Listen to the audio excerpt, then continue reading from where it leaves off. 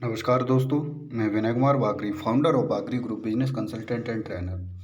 दोस्तों, आज मैं इस वीडियो में बात करने वाला हूं डायरेक्ट सेलिंग नियम की 10 महत्वपूर्ण हाईलाइट हैं। बताना चाहूँगा कि गवर्नमेंट ने 28 दिसंबर 2021 को न्यू गाइडलाइन जारी की हैं। उसमें क्या क्या अपडेट आए हैं, उसके क्या 10 महत्वपूर्ण हाईलाइट हैं, उसके बारे में बात करने जा रहा हूँ।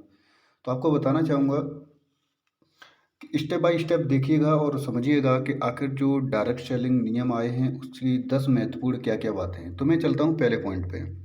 तो जैसा कि आप स्लाइड में देख पा रहे होंगे, फर्स्ट पॉइंट है कि 90 डेज स्टार्ट फ्रॉम टुडे, यानी 28 March will be the last day to complete with the rule for all ongoing and new launch direct selling company and direct seller. इसका मतलब ये है कि 28 मार्च तक सभी कंपनियां जो भी पहले से चल रही हैं या जो न्यू स्टार्ट हो रही हैं और जो डायरेक्ट सेलिंग जो पहले से काम कर रहे हैं और जो है न्यू स्टार्ट कर रहे हैं, उन सभी लोगों को 90 दिन के बाद ये रूल फॉलो करना होगा। यानी 28 मार्च से सभी कंपनियों को और सभी डायरेक्ट सेलर को ये रूल फॉलो करने होंगे। अब मैं चलता हूँ पॉइंट नंबर 2 की तरफ। जैसा कि आप देख पा रहे होंगे स्लाइड पे, स्टेट गवर्नमेंट सेटअप। यहाँ पे स्पष्ट लिखा हुआ है, state government to set up mechanism to monitor और supervise the activities of direct seller. State government ने एक विभाग बनाया है जो डायरेक्ट सेलिंग कंपनी और डायरेक्ट सेलर के एक्टिविटीज़ को मॉनिटर करेगा। यानी जो भी कंपनियां इस फील्ड में काम कर रही हैं या जो डायरेक्ट सेलर काम कर रहे हैं, उन पे कड़ी निगरानी रखी जाएगी कि क्या ये लोग लीगल तरीके से काम कर रहे हैं या नहीं कर रहे हैं। तो इसलिए स्टेट गवर्नमेंट ने इसके लिए एक मैकेनिज्म तैयार करने जा रहा है जिसमें दोनों यानी डायरेक्ट सेलिंग कंपनी और डायरेक्ट सेलर की एक्टिविटी को मॉनिटर किया जाएगा। पॉइंट नंबर अगर मैं 3 की बात करूं तो जैसा कि आप स्लाइड पे देख पा रहे होंगे, रजिस्टर्ड ऑफिस। यहाँ पे स्पष्ट लिखा हुआ है, direct selling company needs to have minimum 1 physical location as its register office within India. यानी डायरेक्ट सेलिंग कोई भी डायरेक्ट सेलिंग कंपनी है उसका इंडिया के अंदर कम से कम एक फिजिकल लोकेशन में उनका जो है एक हेड ऑफिस रजिस्टर्ड होना चाहिए। पॉइंट नंबर अगर मैं 4 की बात करूं तो जैसा कि आप स्लाइड पे देख पा रहे होंगे, कंपनी रजिस्ट्रेशन। यहाँ पे स्पष्ट लिखा हुआ है, to start on a direct selling company you can register private limited, limited liabilities, partnership और partnership firm, any one of them. यहाँ इसका मतलब है कि अगर आपकी कोई भी अगर डायरेक्ट सेलिंग कंपनी है तो वो सबसे पहले उसका रजिस्ट्रेशन होना चाहिए, चाहे वो कंपनी आपकी प्राइवेट लिमिटेड हो, चाहे लिमिटेड हो, चाहे पार्टनरशिप हो, चाहे पार्टनरशिप फर्म हो, कोई भी हो। अगर वो काम कर रही है डायरेक्ट सेलिंग के अंदर तो उसका रजिस्ट्रेशन होना जरूरी है। पॉइंट नंबर अगर मैं 5 की बात करूं तो जैसा कि आप स्लाइड में देख पा रहे होंगे, कंप्लेंट टिकट।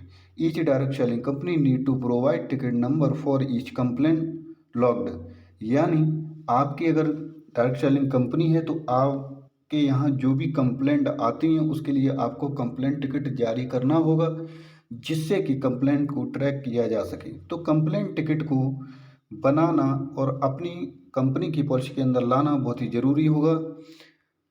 पॉइंट नंबर 6 की बात करूं, जैसा कि आप स्लाइड में देख पा रहे होंगे, प्रोडक्ट डिक्लेरेशन। इसमें स्पष्ट लिखा हुआ है कि all product from direct selling entity to comply with declaration made under the legal metrology act 2009। इसका मतलब ये है कि अगर आपकी कंपनी कोई भी सामान की मैन्युफैक्चरिंग कर रही है या किसी भी सामान की सेल कर रही है तो उसे जो है लीगल मेट्रोलॉजी एक्ट 2009 का पालन करना ही होगा।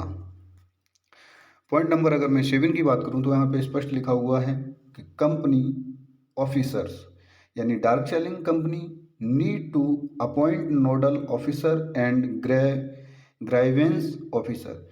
यानी अगर आपकी कोई डायरेक्ट सेलिंग कंपनी है या जिस भी आप डायरेक्ट सेलिंग कंपनी में काम कर रहे हैं तो उसे 2 ऑफिसर अपॉइंटमेंट करने होंगे। नंबर 1 अपॉइंट नोडल ऑफिसर और नंबर 2 ग्रेवेंस ऑफिसर। ये 2 ऑफिसर उन्हें अपनी कंपनी के अंदर रखने होंगे। पॉइंट नंबर 8 की अगर मैं बात करूं तो partnership with central government.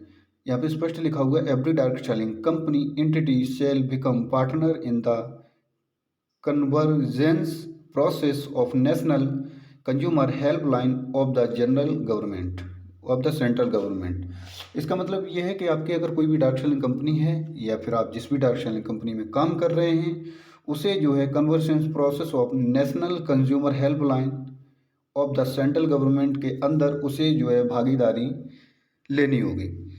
Point number 9 की अगर मैं बात करूं तो यहाँ पे स्पष्ट लिखा हुआ है importance of ID card. Direct seller can not visit a consumer premises without identity card and prior appointment of approval।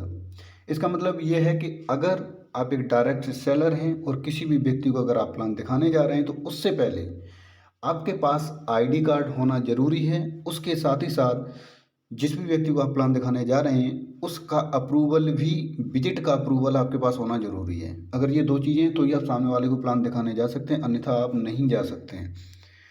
Point number 10 की बात करूं तो जैसा कि आप स्लाइड में देख पा रहे होंगे एंट्री एंड सब्सक्रिप्शन फीस। इसमें स्पष्ट लिखा हुआ है कि डायरेक्ट सेलिंग एंटिटी और direct seller sell not charge any fees और सब्सक्रिप्शन फीस। इसका मतलब ये है कि अगर आप डायरेक्ट सेलिंग कंपनी में काम कर रहे हैं या फिर आपकी कोई डायरेक्ट सेलिंग कंपनी चल रही है तो इसमें बताना चाहूँगा कोई भी कंपनी किसी भी व्यक्ति से एंट्री के नाम से या सब्सक्रिप्शन फीस के नाम से किसी से कोई पैसा नहीं ले सकेगा। जो भी व्यक्ति सामने वाला जो है पैसे देगा उसके बदले उसे प्रोडक्ट मिलेगा ज्वाइनिंग के लिए। लेकिन अगर कोई ये आपसे कहता है कि भाई हमारी कंपनी में अगर आप आना चाहते हो तो सबसे पहले आपको एंट्री फीस देनी होगी या सब्सक्रिप्शन चार्ज लेना होगा, तो ये बिल्कुल गलत है, ये इलीगल है। अगर ऐसा आपसे कोई बोलता है तो आप उसकी कंप्लेंट कर सकते हैं।